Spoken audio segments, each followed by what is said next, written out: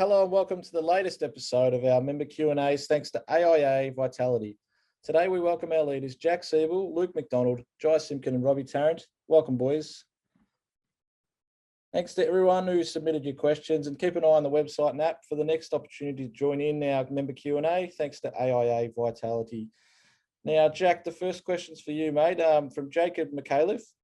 Which of the young players has the potential to be in the leadership group in the future? Jacob, good question. Plenty of young guys have come into our team over the last 12 to 24 months, and I think quite a few are showing some leadership capabilities. I look at guys like, obviously, Simpkin, who is in there at the moment on the call. Luke Davies-Uniacke has got some leadership capabilities. Guys like Will Phillips as well has been an impressive young player coming into our team this year. And Tommy Powell as well is probably another first-year player who's been really impressive, stepping straight into senior footy and the way he goes about it. So, there's some good stocks there for us into the future, and something our fans should be very excited to watch going forward. Thanks, Jack. The next one's for Lukey McDonald. So, Lukey from Chloe Windus, who has the weirdest pre-game routine? That's a good question, Chloe. I think I might need some of the boys to help me out here. I can't really think of too many really strict routines. I think, actually, Aaron Hall, he wears the same jocks. I noticed that on the weekend. He's worn the same jocks probably his whole career because they're that faded and saggy. So that's probably the weirdest routine. But I don't know. Is there any other routines you can think of, lads? I can't think of any other ones. I think everyone pretty much these days sort of goes with the flow a bit. I think, Jiza, don't you put Grippo on your hair pre-game? Make yourself look good for the TV cameras?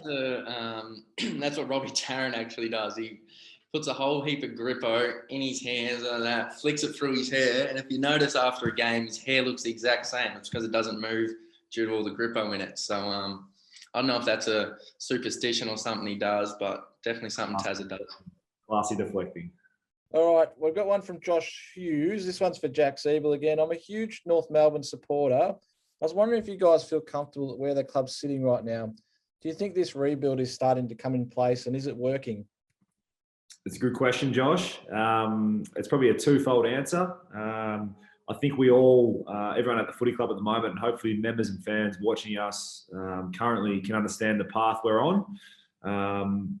But to be shorter, I suppose, in my answer with, am I happy with where the club is right now? I mean, I don't like losing and I don't like sitting on the bottom of the ladder. So I think we would all hope we can win a few more games in the back half of the year to help even out that win-loss ratio. But I think we're all understanding the process we're in and, the pathway we're on, led by our coach, David Noble, and all of our other coaches and senior players. It's been a bit of a rocky road to start this year, but I think we're seeing some progress made, especially over the last month, that's really, going to help propel us forward in the coming season. So it is very exciting to be a part of North Melbourne at the moment. Hopefully our fans can see that and understand the path we're on as well. On a pretty similar vein, this one for Lukey McDonald. What do you think David Noble has what it takes to get us back into Premiership contention? And what do you think the primary goal for the playing group in 2022 should be? Development or wins? Well, when I think of Nobes, you look at his experience. He's pretty much done everything. He's been list manager, footy manager. He's been at footy clubs that, in particular Brisbane Lions, that were in a very similar situation to where we are at the moment. And you look at them now; I think they were preliminary finalists last year. So he knows what it takes, and he's certainly got the buy-in from all the players. I mean, you look how much the group's improved this year, and even in the last sort of month.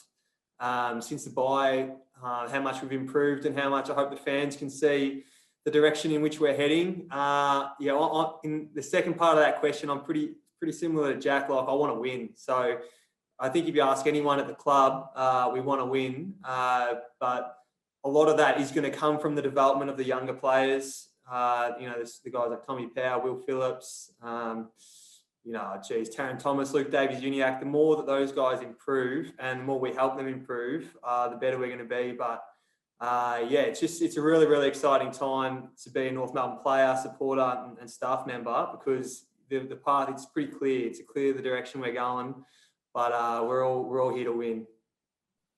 And Taz, as to what Lukey said, the development has probably come in that last month. We've really seen the improvement on the field, and ultimately we're getting closer and closer to those sort of elusive wins that we probably haven't had for this year so much. But have you seen that improvement as well as our developments continued throughout the year and the playing groups gotten used to David Noble's style and new game plan, that sort of thing? Yeah, it's probably, I guess, a good reference from the Bulldogs game earlier in the year to the game last weekend, that you can obviously see the differences in the growth within the group. And as Lukey touched on, the younger guys are really developing along nicely. But I think what's been really important is like the whole group is developed. Like you look at Goldie, who's playing really good footy. Benny Cunnington's playing really good footy. So I think there's that real growth mindset within the group that we want to get better. And hopefully, you know, in the back half of the season, we can see that improvement convert into wins. Giles, we'll bring you into the conversation with a question from Gary Bell. It's noticeable that even though we sit last on the ladder, the team spirit and morale looks high amongst the playing group. Has David Noble brought the group tighter, or what do you put this down to? Yeah, good question. 100% of the spirits have been, I think, pretty good all year. If you walked into the club off the street, you wouldn't think we'd be on bottom of the ladder, and that's a big thing for us as a footy club, and led by all the coaching staff, the leaders here, all the way down to the guys in the VFL. Everyone's upbeat. We know the direction we want to go in. We're sticking to the process, and we're seeing improvements week in, week out, which I guess allows us to stay positive and upbeat, knowing we are slowly getting to where we want to be. We'll stick with you, Gizer. Peter Giannoukas has just asked about the roles and expectations of the leaders in the playing group and how much has changed under David Noble. And for you and Lukey, obviously, that means coming into that leadership group. So how much has your role changed, and how much extra responsibility have you had to take on this year as in the leadership group? Yeah, I guess a lot of people probably expect a lot of things change when you do get into the leadership group, but the reason you are voted in to be a leader for your club and for your teammates is because you are who you are and you do what you do. So not so much has changed necessarily. Obviously on the field and outside of training and stuff, we get a little bit more extra responsibility with meetings and all that other sort of footy stuff behind closed doors. But to be honest, not much has changed. But yeah, we're just got to go out there each week and lead the way, I guess, for the boys. And I think everyone in the leadership group this year is really stood up. And as you know, we've all sort of played some good footy throughout the year, and we just got to keep leading these younger boys.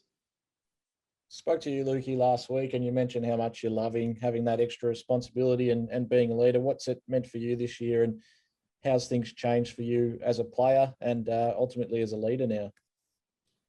Well, I suppose, as Jai said, once you get voted in, you don't change because, as Jai said, you're voted in for a reason, for being the person you are. So and I think that if all of a sudden you were in the leadership group and you changed who you are, I don't know, I think the boys would be on you pretty quick. I suppose it's more just having so many more younger players coming in the club. So, yeah, it's been like the other day we did a little game where it was we lined up in games played, and it was just amazing to see like how many people we have who haven't even played 50 games yet.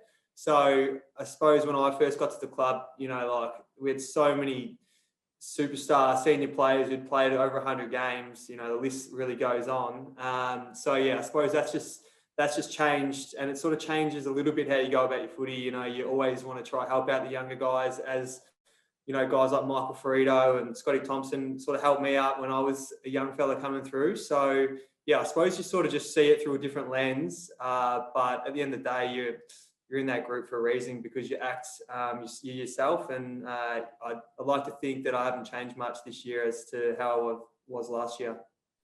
How does it sit with you, Lukey, that at 26 years of age, you're one of the older guys now, mate?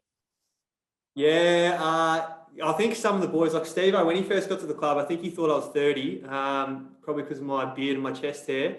But yeah, look, it is a bit funny. I suppose when you first roll into the club and, I see guys like Michael Frito, who were probably 26 when I got to the club. I remember looking at them and being like, geez, those guys are so old. Whereas now I'm in that position, I don't feel like I'm that old. And I sort of look at Robbie Tarrant as well, who I think he's 34, Taz. He still plays PlayStation with all the boys. So, I don't really feel like age is a big thing at our footy club. And that's one of the great things about North Melbourne. And when people, I reckon when they come into the group, they notice straight away that, you know, first year guys are talking to guys that have been there 10 plus years as if, you know, we're all mates, we're all striving in the same direction. There's no hierarchy.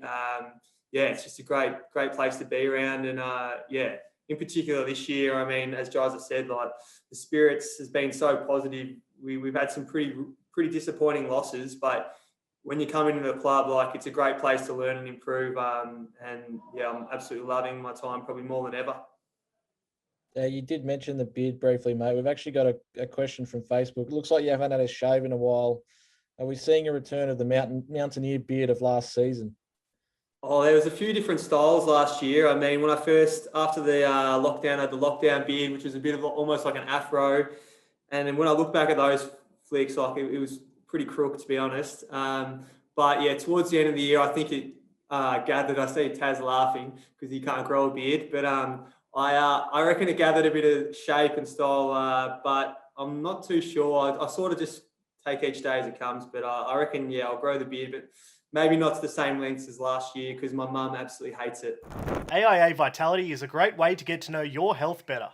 You can access the program through your AIA health policy, and it has a whole range of science-backed tools and checks to help improve your health and well-being. The more you work on improving your health, like getting your step count up or tracking your sleep, the more you'll be rewarded with vouchers from popular retailers, including the Roo Shop, Uber Eats and Woolworths. Now it's time to make healthier choices that benefit your life, the club, and your hip pocket. Head to aia.com.au/NMFC to learn more. We've got another one from Aaron Smith for Jack. So firstly, I'm so proud of being a Roo member, and you for a huge reason for that. Culture is crucial to any club being successful, and why will we be successful? How much of our culture comes from shinbone spirit? So what we've come from the history of the club and the past, and how much is it about forging your own path and making your own history as a leader? That's a great question. It's something we speak quite regularly about because culture is a word I think thrown around a lot in the footy industry. What that means is different for everyone. But at our footy club, I suppose we're a little bit lucky in a sense of our history and what we've inherited at North Melbourne with the shinbone spirit.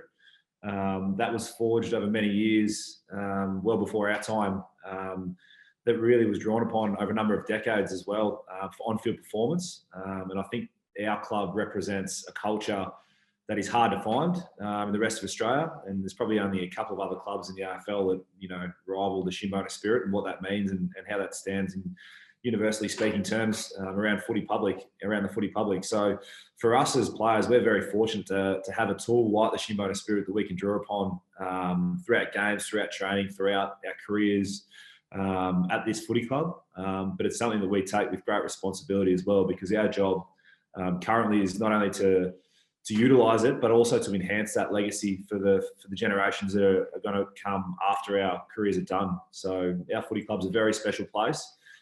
Anyone who's been involved with our footy club will understand that, and I'm sure our supporters and members understand that as well when they sit and watch us play and watch how our footy club goes about its business. But it's our job as current custodians of the shinbone spirit and footy club to leave that legacy enhanced and try and enhance it, for the generations going forward. And that's something that we take very seriously and we try and work on every single day at the footy club, because I think it is such an important part of the footy program. And David Noble coming on board was just such a great fit for our footy club with what he stands for as a coach.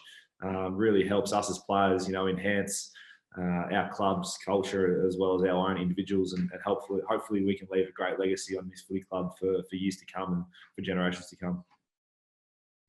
And I guess that shinbone spirit and that resilience is so important when things aren't necessarily going our way on field. We can see the development, but not quite getting the results. So that resilience is so important, which comes into Michael Hennessy's question. We might ask this one for you, Taz. When the ball's not bouncing our way, what type of mindset are you trying to create? Is it more an onus to put on 1%ers and embracing the contest when things aren't going our way? So those little wins, I guess he's talking about. Yeah, we've spoken about those little wins a lot. And, you know, the beauty of how we're playing now is we're seeing those little wins occur a lot more often, and we're really trying to celebrate those. That's why it's great having, you know, Elmac back in the side, who really gives us that energy and can see those little things play out. So, yeah, we try and celebrate all the moments, mate, that happen, whether it's spoils, you know, your tackles and that. And obviously that Nobes has created like a really strong game plan that we believe in, and we just try and execute that as much as we can. And obviously that's sort of coming through as well in the way we're playing. So I think it's all those little things. Obviously having 40 debut on the weekend, and the past guys who have debuted as well, we get a really big lift from that. So you're totally right. We're just celebrating those little wins along the way. Thanks, Taz. And next one's an interesting one. We might start with Jizer on this one. It's from Yusuf Almaro. Apologies for the pronunciation, Yusuf. Do you think LDU can be an elite player? And if so, how good can he be? We'll start with you, Jizer, on this one. Oh, 100%. There's no doubt he can be an elite player throughout the AFL. We've seen glimpses of it, and I think it's starting to happen more consistently this year especially. But you can see when he grabs the ball and he darts left, right, and bursts out the middle of a pack.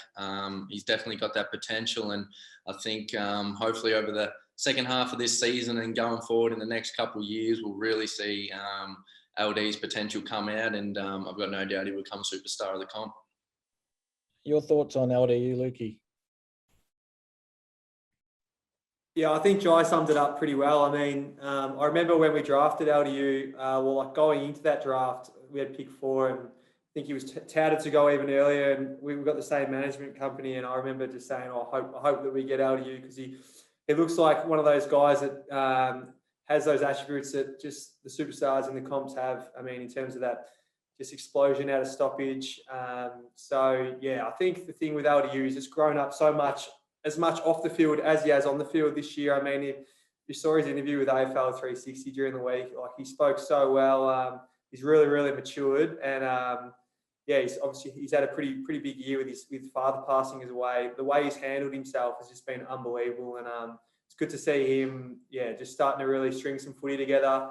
I know that he works really, really closely with Cunners and Jizer, so yeah, they're really helping his development. So, as well as Russ, the mids coach. So yeah, he's certainly improving, and he's going to be, as Jizer said, a superstar for our club for a long period of time.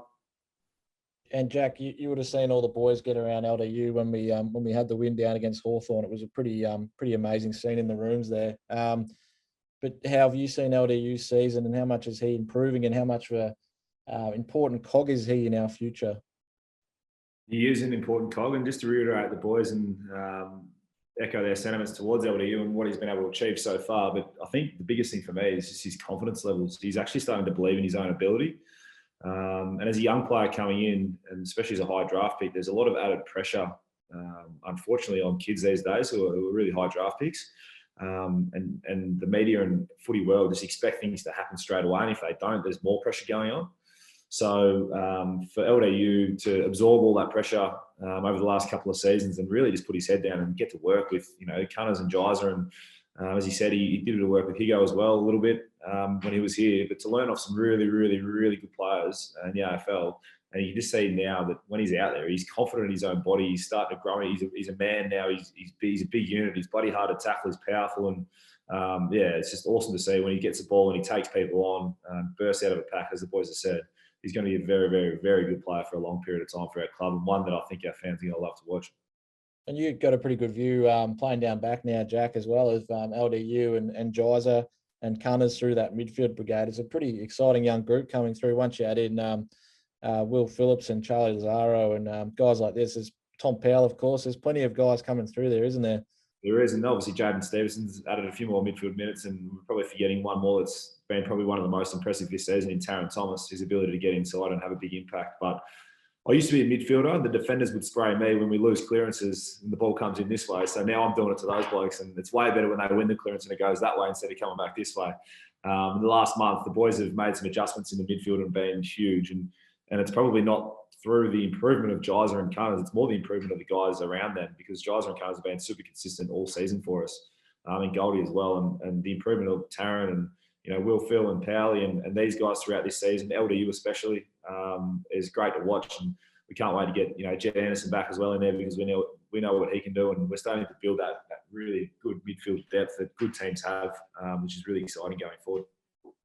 You mentioned a few of those younger guys, Will, Phil and Charlie Lazaro, Tom Powell. I guess I'm interested to know, maybe we'll bring Lukey in for this one.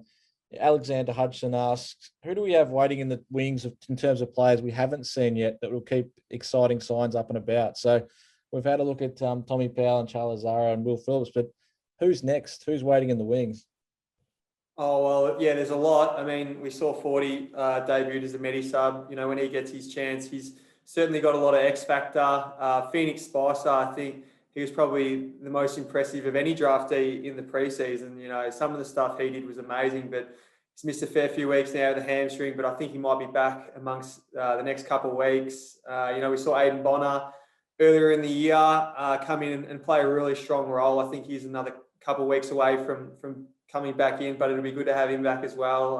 There's so many young fellas that are improving every week. I mean, Paddy Walker as well. He's come in and started playing a lot on the wing in the VFL, and there's no doubt it's helping him having some more AFL players in the VFL around him. So yeah, there's certainly a lot of depth growing, and I think that's another reason why we've been better in the second half of the year, because we had a fair few injuries in the first half, whereas now, because the injury list has shrunk, we've got a lot more competition for spots, and everyone's playing on the edge as all good football sides do. It's a squad mentality, and we've certainly, no one can take their spot for granted. And you can see it at VFL level, as you said, Lukey. The VFL team won 3 in a row there. They challenged the Bulldogs all the way on the weekend, so the future's pretty bright there for those younger guys. So this one for Taz: out of all the new players to come into the club this season, who has embraced the Shinboner culture and really immersed themselves in the club the most? Well, to be honest, I think they all have. They're a really tight sort of group of, I think there's 5 or 6 of them that come in this year. So they're really tight. I think they all drive each other. They drive the standards of what's expected in terms of extra touch and doing the extras with Jai and Cunners and all the boys. So I don't think there's a particular standout. I've just been really impressed with how they've all gone about it, to be honest. It's probably been, as a group, probably one of the more professional groups that's come in as such young blokes. And I think they're just really keen to learn. And obviously a couple of the Victorian boys missed out on playing games last year. So to come in, and it's exciting for them to, 1, get back playing some football, but 2, get into an AFL environment and try and get the best out of themselves. And they're really doing that amazing at the minute. So I'm sure they're going to have successful careers on the back of that. Now, Taz, you're a guy that leads by example. You're not the most boisterous and loud bloke out on the track and that sort of thing. But Austin Rosario asked, what assets make a good leader of a footy team? And I think you've obviously got your own unique style that you lead by example, and you're pretty quiet out there. But I guess I'm interested to know, what do you think makes a good leader? Look, I think if you look in the leadership group at the minute, there's blokes with different strengths and different characters within that leadership group. So I don't think there's sort of one attribute that is far and above any others. I think ultimately you have to play your role. You can't be sort of, not doing that and then sort of demanding that from others. So I think that's an important part. But I think anyone can be a leader. You've got, your blokes that are more social, you lead by example, all the different sort of leaders out there. And we're really lucky this year that in a leadership group of 6 blokes, we've got different characters that, try and get the best out of the group. And I think that's a good way to look at it. What about you, Drizzy? You're obviously new to the leadership group as vice captain. What have you brought to the table or tried to bring to the table? Yeah, like Taz has said, everyone has their own sort of leadership styles. I like to try and lead by example, especially on the footy field and at training. I like to train hard and try and bring other boys with me. So I like to think I'll always be out there doing the extras with the younger fellas and trying to help them and teach them as much as possible. And that sort of comes back around. So when you're helping and teaching others, you always find out new things that you might not have seen from them, and they help you. And then with that social piece, I'm not as sociable as Almac. I know he likes to get around the boys outside the footy club a lot, but I like to try and do a bit of that as well. So, bit of both.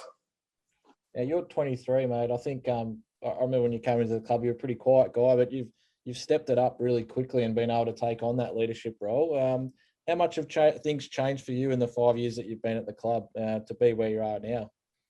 Yeah, I guess there's been a fair bit of change. I've had 3 coaches in 5 years. There would have been, I don't know how many people delisted and new players brought in. So I sort of realised pretty quickly if you're not on board with where the team's going and what the coaches want, you'll be pretty quickly out the door. So I jumped in and tried to give myself to the club as much as I can, and give everything for this club, because at the end of the day, they gave me the opportunity to do what I love, and now I'm just trying to repay the faith in them and do the best I can.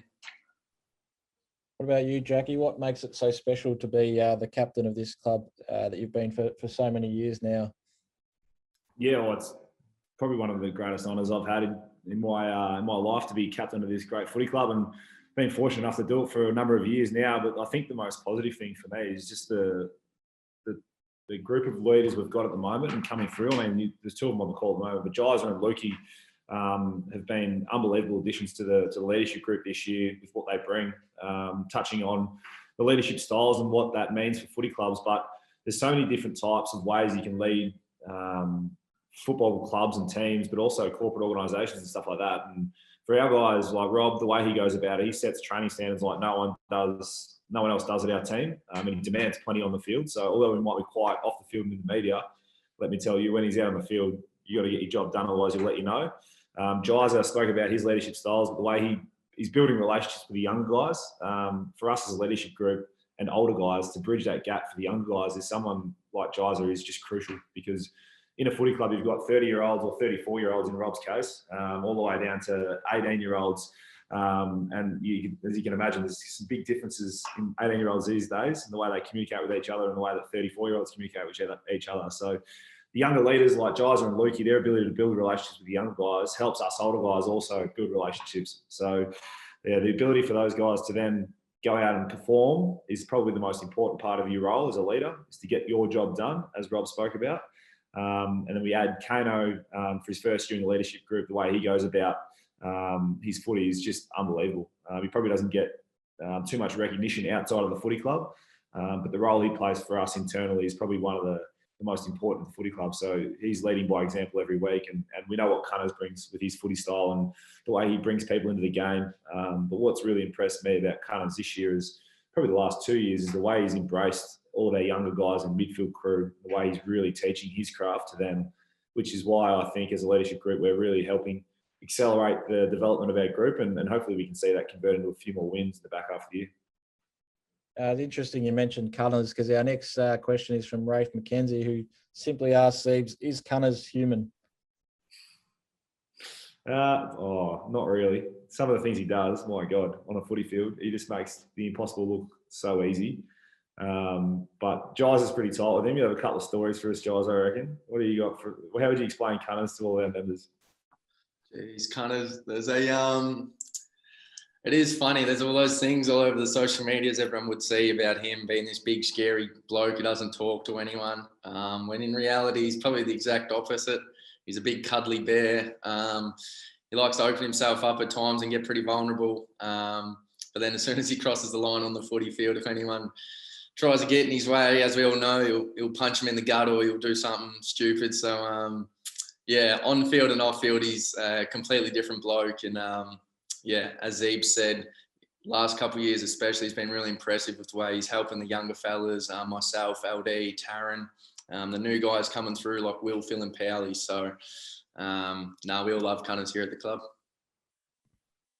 He does some pretty special things out in the field, doesn't he, Lukey? Oh, absolutely. I suppose I think playing with him, I feel like you almost take it for granted a little bit. This year, missing that sort of 10 to 12 weeks, I was able to sit back and actually just watch what he does. And especially when you compare like how we were going last year to this year, like Cunners just makes such a difference. He's probably the best contested player. Well, he is the best contested player in the competition. And when he goes forward, he kicks goals. beats everyone one-on-one. Like, yeah, he's just a freak. And then he just goes back to his cattle farm and speaks to his 200 cows. Like, he's just a very unique human. But yeah, he's awesome, and he's really. I reckon the last couple of years, as everyone said, he's really come out of his shell, and yeah, he's been really, really awesome for me as well. Because me and Cunners, we're pretty much, if you stand us next to each other, we're polar opposites. I'm a city slicker, and he's from the country, and I'm pretty loud and boisterous, and he's really quiet. So I feel like since our relationship's grown and we've gotten better as mates, it's almost helped us both with our leadership as well. And yeah, I know that when he's done footy, he's going to be down at the dairy farm down in Port Fairy, and I'll be going down there and getting mistakes from him, I think. And Taz, you've been with Cunners his whole career. I think Jack came in 08 and Cunners 09, but you were there when Cunners arrived too. And how has he changed as a person since he first arrived to what he's like now? Everyone, when they come in as an 18-year-old, you sort of you change a lot by the end of your career. And you're right, I've played the last 12 years with Cunners and spent a lot of time with him. And yeah, really, like everyone loves the way he goes about his footy, and have really sort of admired his growth in the leadership aspect. And yeah, he's so important for our footy club, not only just the performance that he does on the weekend, which I know Licky said sort of take for granted sometimes, but the extra work he's putting in with all these young guys, and the development and time that he's putting into them is just it's something that I really look up to, I guess, and just really proud of him. We'll take a quick break from our chat with the boys to tell you about AIA, our life, health and wellbeing partner. When you join AIA Health, they'll not only be supporting you to lead a healthier, longer, better life, but they're also giving back to the club. You'll be protected with up to 70% back on extras, and you'll be rewarded for your small, healthy steps through AIA Vitality. Find out more at aia.com.au/NMFC. Stick with you for this one, Taz, from Emily McSheeny. What are some of your favourite drills to do before game day or during training sessions? So if you're a young kid coming through, what would we be telling the guys to be working on as they're growing up? I think I love any time that you can get the footballs in your hands. So like any sort of drill that, as simple as it is, even, your lane work stuff and stuff like that. Us defenders, especially the last liners, don't get a lot of the ball. So, I like that. I like probably most aspects of training. It's probably, one of the best parts of the week for me is getting out there and trying to improve. And obviously really lucky that we've got great coaches here that come up with really good drills. And, we just go out there and try and improve, mate. What about you, Jizer? We know you've got the side step as one of your tricks. How do the kids work on the side step so they can bring that into their game? Good question. I'd like to bring out a bit more. It's sort of gone missing the last sort of couple of years, but I remember growing up and all I used to play at school was gang up Tiggy. So we'd play on the oval and I'd have about 50 kids chasing after me and I'd have to somehow get around them. So I think that's where I got a bit of me step from. I just try and step kids at school all day. Maybe just a little cones out, quick feet, see how fast you can get in and around them. What about you, Ziebell? I reckon your kicking this year has been pretty elite, hitting targets a long way down the field. How much do you work on that side of your game, and how much has that helped you with your game this year in defence? Because it feels like you're really sort of taking your game to another level yet again. I thought you were going to ask me how to do some sidestepping. I was going to say that's probably the wrong person to ask. But no, we work on all facets of our game at training. Obviously, we're pretty lucky that this is our full-time job and we've got plenty of time to do it. So it's one of the skills I've worked on quite a bit this year. Changing roles down back, I probably had more opportunity to get the ball in a bit more time and space to be able to use my skills. So identifying kicks you do use in a game and practicing those kicks are really important. So you've got some targeted practice and also just being able to work on different variations as well. All types of kicks you might use in a game, if you can keep repeating them at training, the more you practice, the more you're going to get better at them, and hopefully you can execute under the highest of pressure on game day. So, as I said, we're very lucky that we've got plenty of time to do that, and some great coaches to help us with some few drills that we might not have known beforehand to help us with those skills. And it seemed to work well for me this year, which has been great. And Luca, your run and carry was an absolute highlight last year in your Sid Barker year. What are the things you work hardest on at training to keep improving your game, mate? I suppose probably the biggest thing I work on is just that marking and kicking. But yeah, just as the boys have said, just constant skill development. So obviously they're two of the major ones you need in a game. You know, if you're missing kicks, it really costs. And I think that's something that I've really improved over the past few years, my kicking. And I think in terms of being a backman and now being a winger, that intercept marking, it just makes such a difference from it just spoiling it. So I think it's almost one of the most valuable things in the game, that intercept mark. So they're probably two of the main things I work on. But coming back from the pec injury, just trying to build strength as well, because I'm unfortunately not blessed with pipes like the other boys in this conversation. But that's another thing that I'm really working on. Lukey, sticking with you, we've got a question from Ava Killick who asks, when did you know you wanted to play professionally and how did you achieve that goal? I'm probably an interesting one to ask for that, because it's like I can't even remember. It's all I've ever known. I grew up with Dad he was working as a Box Hill Hawks senior footy coach, and then he was Hawthorn assistant coach, and then went to North as an assistant coach. So all the way through, I was just amongst the change room, just like pretty much a mascot, just the kid that everyone sort of would try get him out of the way. I mean, even Spud Fredo tells a story when he was at Box Hill, so probably in like 2000 now. Yeah, he remembers me running around, always covered in mud. So, all I ever wanted to do was be an AFL footballer and follow my dad's footsteps. And obviously, I could always sort of see that path because of the father-son rule. So all I ever wanted to do was play for North Melbourne Footy Club. And one of my major achievements was just getting to 100 games, because now I've got my name on the locker. My next sort of, other than obviously winning a premiership, my next thing I want to tick off is getting to 156 games, because Dad played 155. So I think if I can get to 156 games, when I go over to have dinner at Mum and Dad's house, I might be able to sit at the head of the table. Robbie Tarrant, I'm just reading a story here, and we might be able to overlay this a little bit later on when we're putting together the video. But have you at Bendigo Bank Strath Hill, mate? What are your memories of that? And this back in 2007, I believe, before you were even drafted. So tell us about that little one, and we'll get the photo up there for when we put this live online.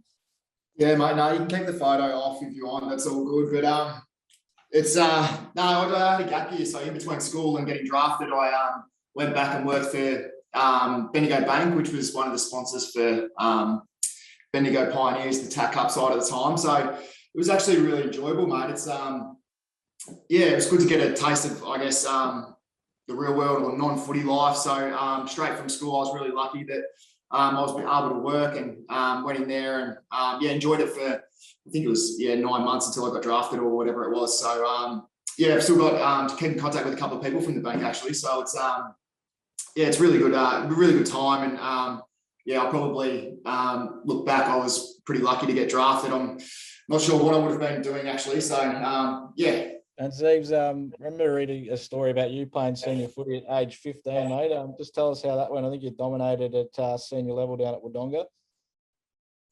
I was lucky enough to make my debut at a young age and get introduced to playing against men when I was younger, which I think helped my junior footy, to be fair, and maybe accelerated my footy. But I didn't dominate my first game, that's for sure. I kicked one goal 4, so it could have been a big day, but inaccurate kicking cost me dearly in that game. And I think we played in a prelim my first year, which was pretty exciting. But I only played probably 5 or 6 games before coming to Melbourne for boarding school. But as I said, I think it accelerated my junior career and helped me become, a little bit more ready-made. When I got drafted in my first year, I think I played round 1 that year. I was lucky enough to get picked. So if I hadn't played such an early age senior footy, I don't think I would have been ready to be able to step straight into the bigger bodies of the AFL straight away. This might be one for Robbie Tarrant. From Noah Dawson, who's the hardest person you've lined up against, mate?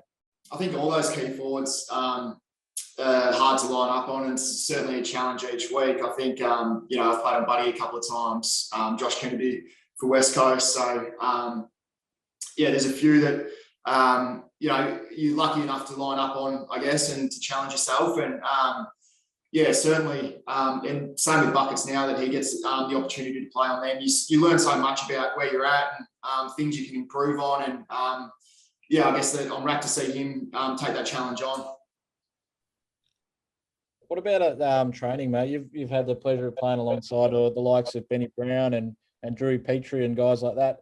Who's been your hardest opponent at the club? At the club, Drew is bloody hard to play on, and I sort of went back and obviously played on him initially. So he taught me so much at training about where to stand and positioning and all that sort of stuff. But he was such a good runner, such a good contested mark.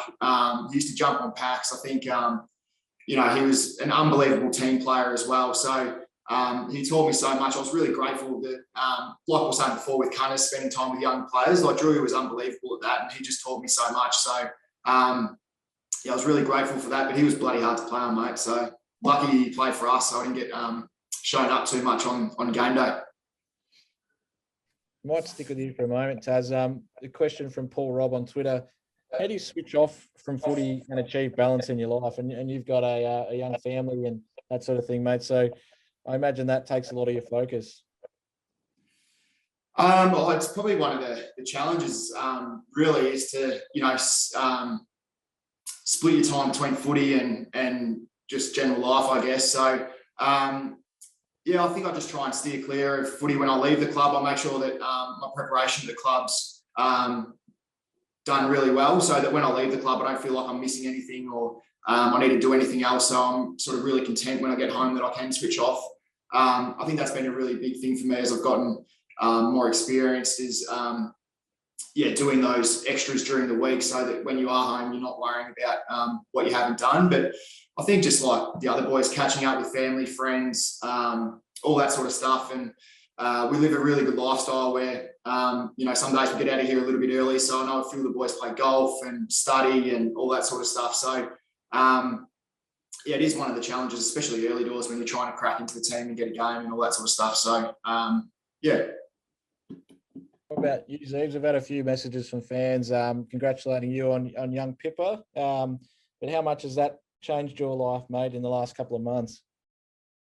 Yeah, it's been a big change. I think perspective is key in football, and it probably takes you, as Rob said, quite a while to figure out how to get proper balance in your life, especially early on in your career. All you're really focused on is your footy. Whether you play well or you play bad, you really, you live and die by that. If you play a bad game, it really affects your life and your time away from footy. So it takes you a little while to realise that, the sun does come up the next day if you get beaten or you play a bad game as an individual, and there's time to improve on it. But yeah, we were fortunate enough, my partner Shannon and I, to welcome our daughter into the world 5 weeks ago, or just over 5 weeks ago. So she's been unbelievable for us. I've never wanted to get home so much. Be able to get back and see her after games, I think really puts, your job and everything into perspective, and spend time with your family. It's really important. So although I don't get as much sleep as I used to, the benefits are far outweighing anything else at the moment of having a daughter. So she's been fantastic. Zeebs, the form of Aaron Hall, a few people have mentioned Hawley in their questions. I'm interested to know, you've got a pretty good box seat standing alongside Hawley in defence. How much has he improved, and how important has he been this year with his run and carry? Yeah, Hawley's been fantastic for us off the half-back line. It's a big move for him to get back there when he come back into the side, I think in round 2 or 3. And he had a couple of injuries early in the pre-season. I think he got knocked out one game, which held him up a little bit. But since then, he's been super impressive. We all obviously know what he's capable of with ball in hand and his offensive run and his ability to get meters gained and hit some impressive kicks. But what's impressed us as well, I think, is his ability to work on his defensive craft. Especially over the last month, he's really improved that aspect and been able to, really lock down on an opponent and also defend them really hard, while still, racking up some pretty big numbers and helping us get the ball rebounding out of our defensive 50. It's a credit to him. So he's very, improved quite a lot in the last, 7 or 8 weeks. So he's been a big reason on why we're probably been able to score from the back half so well in the last month. Lukey, you probably played that similar role to Hawley last year with that run and carry, and now you've sort of pushed up a little bit more to the wing. you probably were able to watch him on from the sidelines. What did you think of Hawley's performances and how much he's been able to add, especially with his meters gain and ability to penetrate the footy, take those risks inside as well? Yeah. As Ziebell said, he's strung together a pretty consistent year. Earlier in his career, he never had any trouble finding the footy. So, his link from the back half has been really important for us. And both him and Jack, their distribution from the back half's really helped us, particularly over the last few weeks. And I think even Taz going back there has really helped, the whole back line. We keep speaking about since the bye, how much we've improved. Well, Robbie Tarrant's been back since the bye. So I think And if you ask him, am I on mute? Oh, no, I'm all good. Sorry. If you ask him, that's probably one of the big reasons. But I think he gives a lot of structure to those boys, and it's really helped Hawley tighten up his defence so that he's becoming a really damaging two-way player for us. What about you, Giles? You've probably been one of the guys that's been able to receive some of those kicks coming out of the defensive 50 from Hawley, and he really opens up the game, doesn't he? Yeah, it's awesome. When Hawley and Ziebs get the footy, doesn't matter where you are on the ground, you can hit up midfield, wide, doesn't really matter. They'll hit you up. So really exciting. These two boys have been really good for us coming out of the back half this year so far. So we're looking forward to the second half of the year. You tell us a bit, Giles, about Tarrant Thomas and his development. You guys are good mates, and you've got a box seat in the midfield to watching his improvement as a midfielder. I mean, he's probably gone from a guy that was averaging maybe 10 possessions a game to getting up around 20 and a career high 24 on the weekend. So he's come a long way, hasn't he? Yeah, for sure he has. I think the biggest thing about Taz over the last probably 12 months is his willingness to learn and get better. He's doing all the extras, touch after training sessions. So as you see, and as everyone knows, he's got silky smooth skills. When he gets the ball, something happens. So I think if he keeps working hard and doing what he does, the more time he gets in the midfield, very similar to LDU, they're really going to complete our midfield and be really damaging. He's probably one of the guys that can go forward and hit the scoreboard as well from that midfield position. We've seen him kick several goals from outside 50 on the run. How important is that in the midfield brigade to have that sort of feature and not just ball winners? We need guys that can hit the scoreboard. Yeah, for sure. I think that's what makes Tarrant such a damaging player. He can go in the midfield for 5 or 10 minutes, spit forward for 5 minutes, and he's got the ability, as we've seen, to hit the scoreboard as well. So he's got a deadly kick, and he's going to hit them from anywhere. So he's been really good this year. What's his endurance like? He seems to have stepped that up. I mean, he had 11 touches in the last quarter alone the other day. Like he really seems to be running out the games now, whereas probably earlier in his career he got tired later in games. Yeah, it's definitely something he's got to continue to work on. But after every main training, he's on the side of the field with a couple other boys doing this little bit of extra running and extra repeat sprints, which is really awesome to see. And it's coming out in his footy now. As you said, he had a big last quarter the other week, and that's just going to keep improving, and hopefully going over this off season and next pre-season, he can keep building that base and get the fitness right up. Now, Lukey, we saw you and Jaden Stevenson got a really good relationship, and we've watched back the Mazda in Focus video, which is a great insight into Jaden and his personality. But can you just tell us how well Jaden's been able to fit in the club and how he's been amongst the younger players as well? I mean, he's a young guy himself, but he seems to be having a real influence. Yeah, I think the thing with Jaden, I think he's only 21, so it feels like he's been around the league for a very long time because he, started, in his first year, won the NAB Rising Star, so he started with a bang. But yeah, I couldn't be any more impressed with how he's been from the day he's got to the club. It was a pretty high-profile move, but he's come with absolutely no ego. He's got to know the boys really, really well, and the thing with Jaden is he's just completely honest. He just tells you exactly what he thinks all the time. And he's building some really, really strong relationships with all the boys. I think especially in that forward line with him and Larks and Zerha, Curtis Taylor, Marnes, they're building a really, really good connection between them. So I was really lucky to go out to Ferntree Gully and see where he grew up. And it's amazing. He grew up in Ferntree Gully, and now he's an absolute rock star. If you ask him, can't wait for everyone to see his new chompers too. They're looking pretty sharp. But yeah, he's fitting really, really well. And to be honest, all the boys that have come in this year are fitting really well. You know, Robbie was speaking about the first year boys. They've been as impressive as ever. And, you know, R2's played some footy as well this year. And Aiden Core is probably, you know, he's only played a couple of games this year, but he's probably had as big an impact off the field as anyone. Yeah, just a ruthless competitor, and really can't wait for him to get his body right and slot back into the side, because that's going to be another exciting element that we haven't seen yet. So, yeah, but back to Jaden, he's fit in seamlessly, and yeah, he's going to be a North Melbourne footballer for a very long time, and the fans are going to be very excited watching him. All right, boys, just a few more individual questions before we wrap up. Tazar, Dan Polidano asks, how are you feeling at the moment? On one hand, the future looks bright, and on the other, you're probably one of the senior guys that's realistically closer to the end than the start. I think he means that with good intention. You must be proud to see the emergence of Benny Mackay, and then obviously Aiden Core coming into the side pretty soon as well. It's pretty exciting in that back half. But he's also asked, do you see yourself going forward again? Probably not, mate. I'll play wherever Nobes wants me to play, but yeah, on to the other boys. It's like, it is really exciting to see these guys. Obviously, Buckets last year has been really, really good. He's obviously still growing and still learning. And the best thing about him, I've said, you know, a lot of times, is that he still wants to get better and he still trains to get better. And you've got Aidan Bonner, you know, blokes that are sort of coming through that have been in the system for that, you know, 3, 4, 5 years that are really improving. It is an exciting time to be at the club. It's, you know, you're probably right. I am at the back end of the career. I probably won't play for another 14 years. There's no doubt about that. But it does keep you feeling young when there's all these young guys around here, and the energy they bring to training, the want to improve is there more than ever. So it does drive you and give you sort of added inspiration to get better as well. So really just sort of feeding off that, and the younger guys really. So yeah, really enjoying it. Jack, this one's for you. It's probably self-explanatory, but do you think some of our, from Mark, hello, sorry, do you think some of our most talented players are ready this season to make the extra sacrifices to go to another level?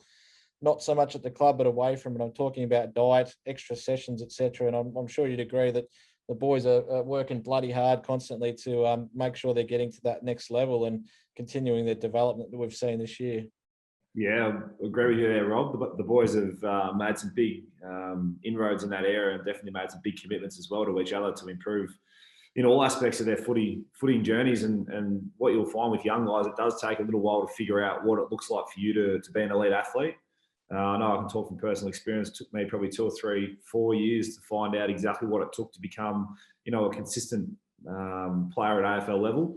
And I think our young guys got some great support around them at the moment at the footy club, in terms of resources and people helping show them the way. And it falls on us as well to help lead the way and show them what's expected as players. And those guys, to their credit, have really stood up this year. I'm sure all the boys would agree that the training standards from the start of this year and throughout pre-season to now are chalk and cheese, and there's probably a big reason why we're improving at the rate we are at the moment, and our football's going through the roof. So something we have to continue.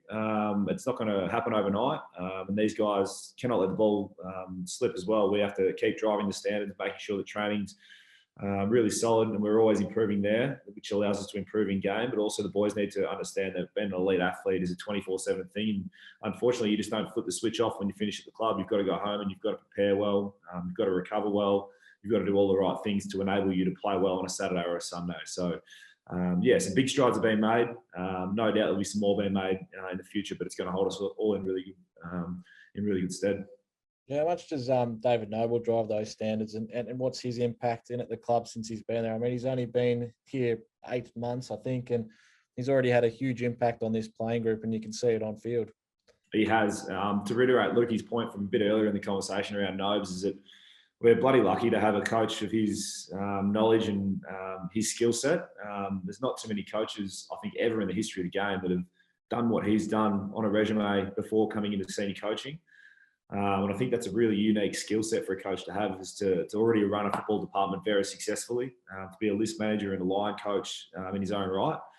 And I think all those skills have really culminated for him to be a senior coach, and he understands the way he wants to go about it. It's very clear to us.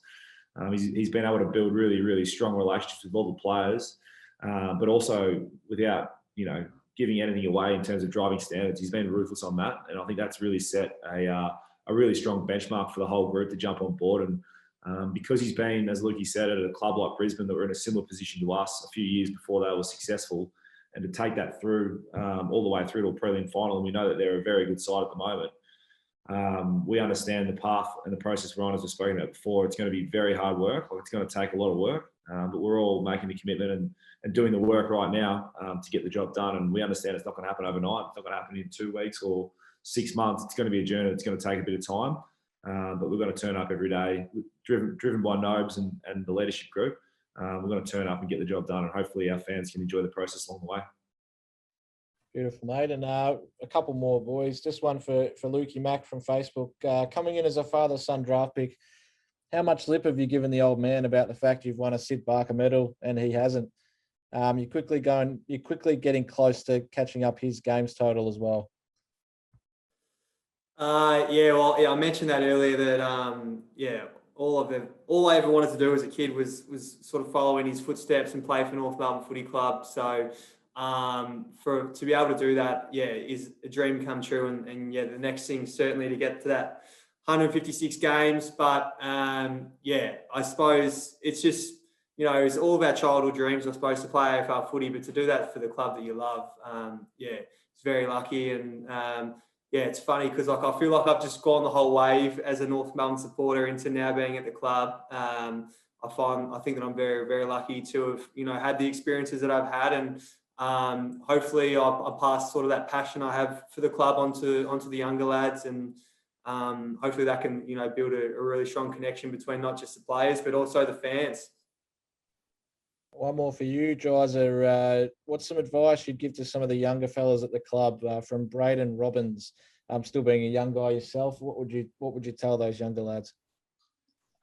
Pretty similar to what Zeeb said the other day, just before, about how it does take 2, 3, 4 years to actually work out what works for you, your form, etc. So I know from personal experience and a couple of young guys, like I can see Charlie Lazaro gets pretty frustrated with himself pretty easily, and a couple of these other guys, I was the exact same when I was younger. If I had a bad game or a bad training session, I thought the world was going to end, and would get pretty frustrated. So my advice to them boys would be to just relax a bit. You're not going to get everything right in your first year, your first 2 years. So just keep training hard, sticking to what the coaches and the older boys are sort of telling you what to do, and you'll be all right. And just one from Sarah McDonald for the young boys and girls out there. My sons would like to know which player eats the most Wheat Bix and how many. I'm not sure any of you guys eat Wheat Bix, but what's your breakfast setup for the kids coming through, how they can keep their energy? Yeah, Robbie Tarrant would have to eat a few. If anyone's seen the size of his pipes, Tazza, do you want to elaborate? How much do you eat? Not too much, Sydney, actually. So I think Josh Walker's one that once challenged himself to eat 12 sausages in bread with onions. So, and he got that done, the big fella. So he's miles ahead of me, mate. I'm going to watch what I eat these days. Probably, you'd have to, one that slides under the radar a bit is Will Phillips. I've never seen that kid not with something in his hands to eat. Like, he's eating 24/7. So I reckon he could probably do the whole pack of Wheat Bix. All right, fellas, well, we're done. Thanks very much for your time, lads. I'm sure the North fans would really appreciate your time and to take this time out of your day. And plenty of exciting times ahead with this group and you guys as leaders. So thanks so much for your time, boys. And thanks to AIA again for presenting today.